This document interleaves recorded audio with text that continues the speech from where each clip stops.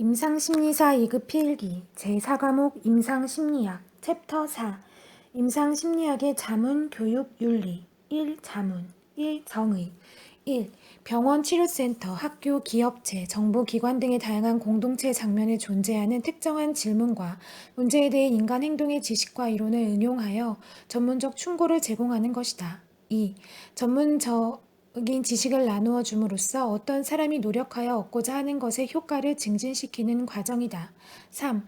자문의 대상은 개인적인 임상 사례일 수도 있으며 전체 기관일 수도 있다. 4. 자문은 피자문자가 제공하는 치료나 서비스의 질과 성과를 향상시키도록 한다. 5. 자문은 피지문자의 문제 해결 능력이나 업무 관련 능력을 향상시킬 수 있도록 한다. 2. 예. 1. 병원 1. 청소년 병동에서는 청소년 환자 간의 성적인 문제를 최소화하기 위해 자문을 의뢰할 수 있다. 2. 심장내과 병동에서는 환자들이 치료에 협조하지 않는 비수능의 문제를 다루고 질병으로 인한 심리적 문제에 대해 효율적으로 대처하기 위해 자문을 의뢰할 수 있다. 2. 학교 1. 초등학교 저학년 교사는 ADHD 아동의 행동을 효과적으로 다루기 위하여 자문을 의뢰할 수 있다. 2.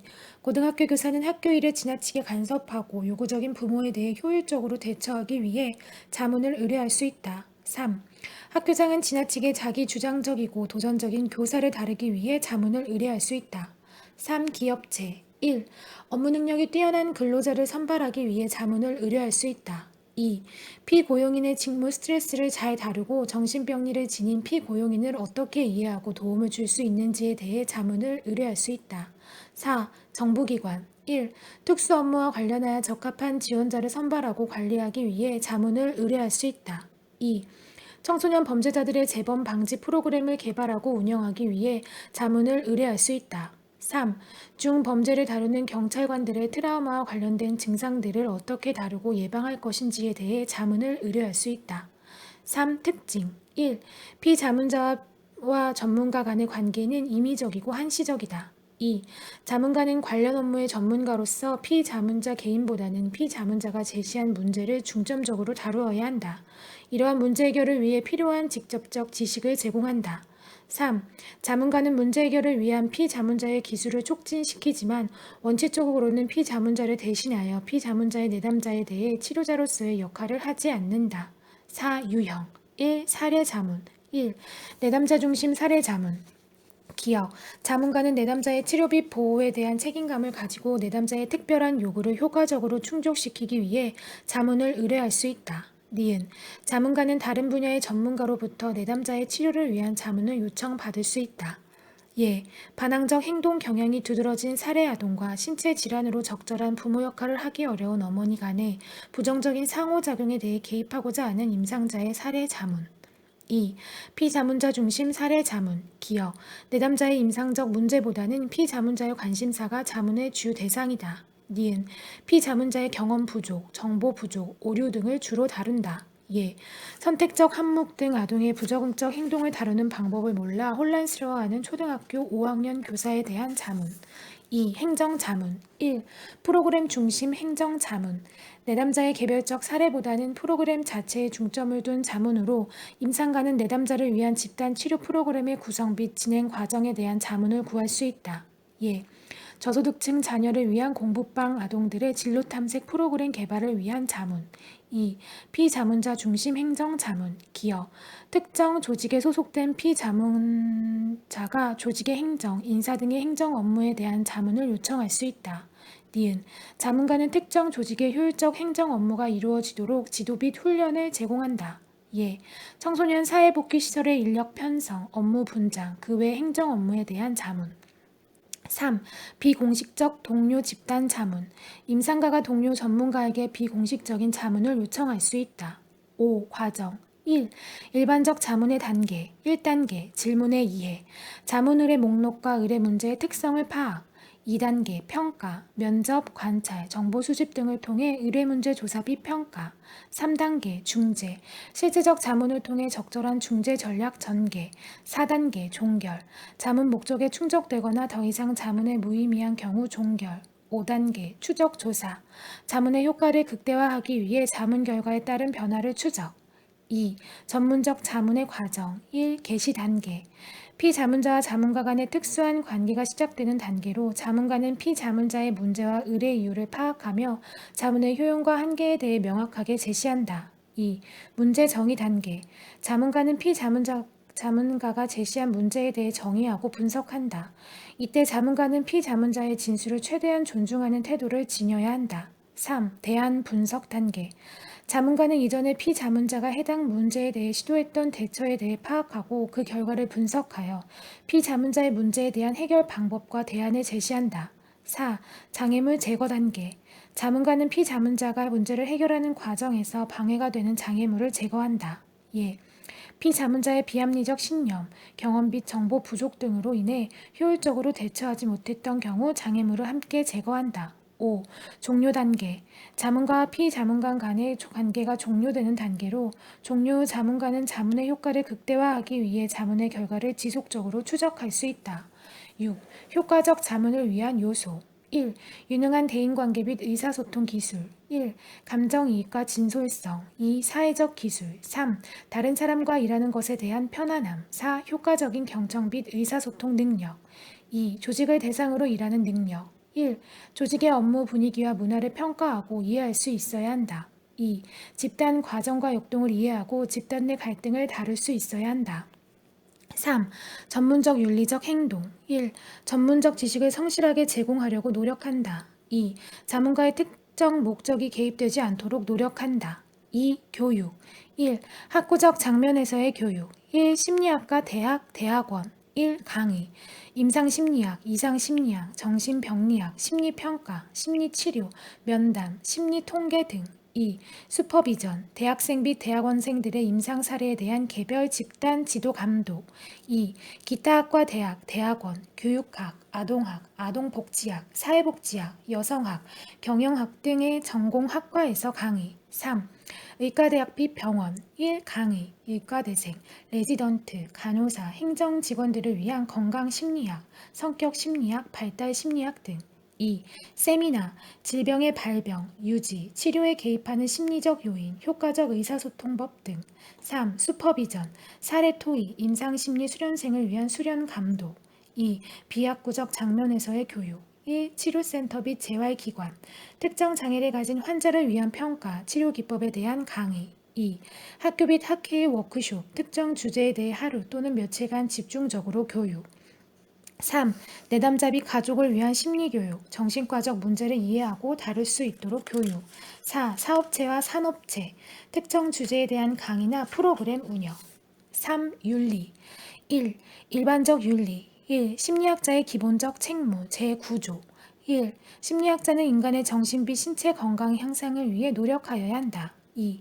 심리학자는 개인과 사회 발전을 위해 노력하여야 한다. 3.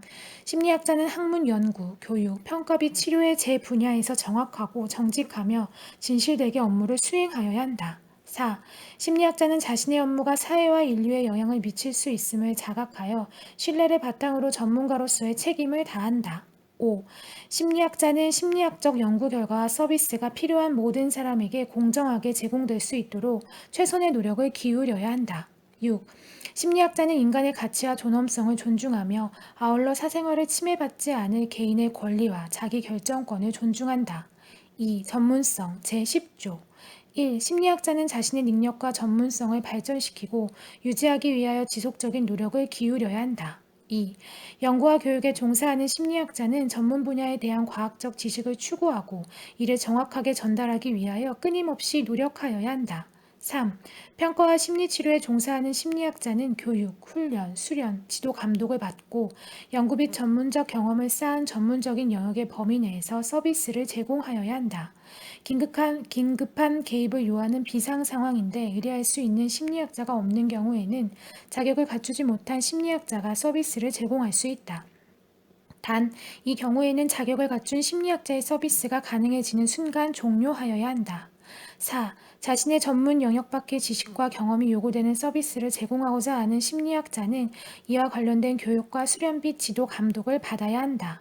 3. 다중관계 제14조 1. 다중관계, 즉 어떤 사람과 전문적 역할관계에 있으면서 동시에 또 다른 역할관계를 가지는 것은 심리학자가 공정하고 객관적이며 효율적으로 업무를 수행하는 데 유연 요인이 될 수 있으며 또한 상대방을 착취하거나 해를 입힐 가능성이 있으므로 심리학자는 다중관계가 발생하게 될 때 신중하여야 한다.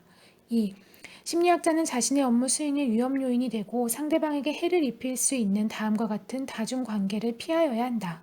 기억, 사제관계이면서 동시에 사적 친밀 관계인 경우. 니은, 사제관계이면서 동시에 치료자, 내담자, 환자 관계인 경우. 디귿, 같은 기관에 소속되어 사제관계, 고용관계 또는 상하관계에 있으면서 기관 내의 치료자, 내담자, 환자에 대한 지도 감독의 대가로 직접 금전적 관계를 형성하는 경우. 리을, 치료자, 내담자 환자 관계이면서 동시에 사적 친밀 관계인 경우. 미음, 내담자 환자의 가까운 친척이나 보호자와 사적 친밀 관계를 가지는 경우. 비읍, 기타 업무 수행의 공정성을 저해할 가능성이 있거나 착취를 하거나 피해를 입힐 가능성이 있는 다중관계. 3. 심리학자의 업무 수행의 위험 요인이 되지 않고 또 상대방에게 해를 입히지 않을 것으로 생각되는 다중관계는 비윤리적이지 않다. 4. 예측하지 못한 요인으로 인해 해로울 수 있는 다중관계가 형성된 것을 알게 되면 심리학자는 이로 인해 영향받을 사람들의 이익을 고려하여 합당한 조처를 하고 윤리 규정을 따르도록 한다. 4. 이해의 상충 제15조 심리학자는 개인적, 과학적, 전문적, 법적, 재정적 또는 기타 이해관계나 대인관계에 있어서 다음과 같은 경우에는 전문적 역할을 맡은 것을 자제하여야 한다. 1. 심리학자로서의 역할을 수행하는 데 객관성, 유능성 혹은 효율성을 해치는 경우. 2. 전문적 관계를 가지고 있는 개인이나 조직에 해를 입히거나 착취할 것으로 생각되는 경우. 5. 성적 괴롭힘 제16조 심리학자는 성적 괴롭힘을 하지 않는다. 성적 괴롭힘은 심리학자로서의 역할과 활동을 하는 과정에서 나타나는 성적 유혹, 신체적 접촉 또는 근본적으로 성적인 의미가 있는 언어적, 비언어적 품행을 포괄한다. 6. 비밀 유지 및 노출 제17조 1. 심리학자는 연구, 교육, 평가 및 치료 과정에서 알게 된 비밀 정보를 보호하여야 할 1차적 의무가 있다. 비밀 보호의 의무는 고백한 사람의 가족과 동료에 대해서도 지켜져야 한다. 그러나 내담자, 환자의 상담과 치료에 관여한 심리학자와 의사 및 이들의 업무를 도운 보조자들 간에서나 또는 내담자, 환자가 비밀 노출을 허락한 대상에 대해서는 예외로 한다. 그러나 이 경우에도 실명 노출을 최소화하기 위해 노력한다. 2. 심리학자는 조직 내담자, 개인 내담자 환자 또는 내담자 환자를 대신해서 법적으로 권한을 부여받은 사람의 동의를 얻어 비밀 정보를 노출할 수도 있다. 이는 전문적인 연구 목적에 국한하여야 하며 이 경우에는 실명을 노출해서는 안 된다. 3. 법률에 의해 위임된 경우 또는 다음과 같은 타당한 목적을 위해 법률에 의해 승인된 경우에는 개인의 동의 없이 비밀 정보를 최소한으로 노출할 수 있다. 기억, 필요한 전문적 서비스를 제공하기 위한 경우. 니은, 적절한 전문적 자문을 구하기 위한 경우. 디귿, 내담자 환자, 심리학자 또는 그 밖의 사람들을 상해로부터 보호하기 위한 경우. 리을, 내담자 환자로부터 서비스에 대한 비용을 받기 위한 경우. 2. 평가 관련 윤리 1. 평가의 기초 제47조 1. 법정 증언을 포함한 추천서, 보고서, 진단서, 평가서의 의견을 기술할 때 심리학자는 자신의 의견을 입증할 만한 객관적 정보 또는 기법에 근거하여야 한다. 2. 개인의 심리 특성에 대한 의견을 진술할 때 심리학자는 자신의 진술을 지지하기 위한 면밀한 검사 과정을 거쳐야 한다. 그러한 노력에도 불구하고 검사가 실제적이지 못할 경우 심리학자는 자신이 기울인 노력의 과정과 결과를 문서화하고 불충분한 정보가 자신의 견해의 신뢰도와 타당도에 영향을 미칠 수 있음을 밝히고 결론이나 권고사항의 본질과 범위를 제한한다. 3. 개인에 대한 개별 검사가 보장되지 않는 상황에서 자료를 검토, 자문, 지도 감독해야 할 경우에 심리학자는 자신의 견해가 개별 검사에 기초하지 않았다는 사실을 밝히고 자신의 견해를 뒷받침하는 근거 정보를 제시한다. 2. 평가의 사용 제48조 1. 심리학자는 검사 도구, 면접, 평가 기법을 목적에 맞게 실시하고 번안하고 채점하고 해석하고 사용하여야 한다. 2. 심리학자는 타당도와 신뢰도가 검증된 평가 도구를 사용하여야 한다. 그렇지 못한 경우에는 검사 결과 및 해석의 장점과 제한점을 기술한다. 3. 심리학자는 평가서 작성 및 이용에 있어서 객관적이고 학문적으로 근거가 있어야 하고 세심하고 양심적이어야 한다. 3. 평가 결과의 해석 제52조 1. 평가 결과를 해석할 때 심리학자는 해석의 정확성을 감소시킬 수 있는 다양한 검사 요인들, 예를 들어 피검사자의 검사받는 능력과 검사에 영향을 미칠 수 있는 상황이나 개인적, 언어적, 문화적 차이 등을 고려해야 한다. 2. 평가 결과의 해석은 내담자, 환자에게 내용적으로 이해 가능해야 한다. 4. 무자격에 의한 평가 제53조 심리학자는 무자격자가 심리평가 기법을 사용하도록 허용해서는 안 된다. 단 적절한 감독하에 수련 목적으로 사용하는 경우는 예외로 하며 다음과 같은 사항에 주의한다. 수련생의 교육, 수련 및 경험에 비추어 수행할 수 있는 평가 기법들에 한정해 주어야 하며 수련생이 그 일을 유능하게 수행할 수 있는지 지속적으로 감독해야 한다. 3. 치료 관련 윤리 1. 치료 절차에 대한 설명과 동의 제59조 1. 심리학자는 내담자 환자에게 치료의 본질과 치료 절차를 알려주고 동의를 얻어야 한다. 이때 치료비, 비밀 유지의 한계 및 제3자의 관여 등에 대한 설명도 있어야 한다. 2. 치료에서 위험 요인이 있을 때는 그 사실과 다른 대체 치료 방법에 대한 설명도 하여야 한다. 3. 이에 더하여 심리학자는 내담자 환자에게는 그 사람의 능력에 맞게 치료에 관하여 설명하여야 하며 치료에 대한 동의를 구하여야 한다. 4. 심리학자는 내담자 환자의 선호와 최상의 이익을 고려해야 한다. 2. 내담자 환자와의 성적 친밀성 제61조 1. 심리학자는 치료적 관계에서 내담자 환자와 어떤 성적 관계도 허용되지 않는다. 2. 심리학자는 내담자 환자의 보호자, 친척 또는 중요한 타인과 성적 친밀성을 가져서는 안 된다. 3. 심리학자는 과거 성적 친밀성을 가졌던 사람을 내담자 환자로 받아들이지 않아야 한다. 4. 심리학자는 치료 종결 후 적어도 3년 동안 자신이 치료했던 내담자 환자와 성적 친밀성을 가지지 않아야 한다. 그러나 가능하면 치료 종결 3년 후에라도 자신이 치료했던 내담자 환자와 성적 친밀성을 가지지 않는다. 3. 치료 종결하기 제63조 1. 심리학자는 내담자 환자가 더 이상 심리학적 서비스를 필요로 하지 않거나 계속적인 서비스가 도움이 되지 않거나 오히려 건강을 해칠 경우에는 치료를 중단한다. 2. 심리학자는 내담자 환자 또는 내담자 환자와 관계가 있는 제3자의 위협을 받거나 위험에 처하게 될 경우에는 치료를 종결할 수 있다.